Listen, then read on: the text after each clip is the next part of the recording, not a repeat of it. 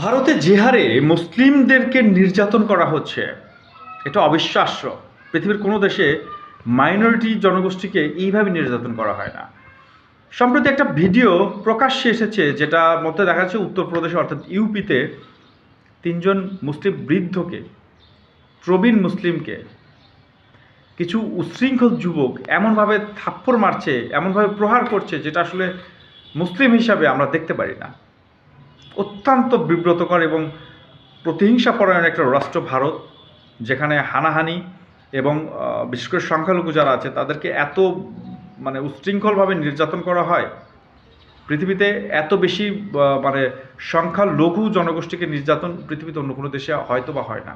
বিশেষ করে মুসলিমদের উপর এত বেশি আক্রোশ, উগ্র হিন্দুত্ববাদী সংগঠন বিজেপি, আরএসএস, শিবসেনা, এদের তারই বহিঃপ্রকাশ উত্তরপ্রদেশে এই মুসলিম, প্রবীণ মুসলিম, তাদেরকে যেভাবে প্রহার করা হয়েছে এটা আসলে অবিশ্বাস্য। কোনো সন্তান তাদের বাবার বয়সী মানুষকে এভাবে প্রহার করতে পারে না।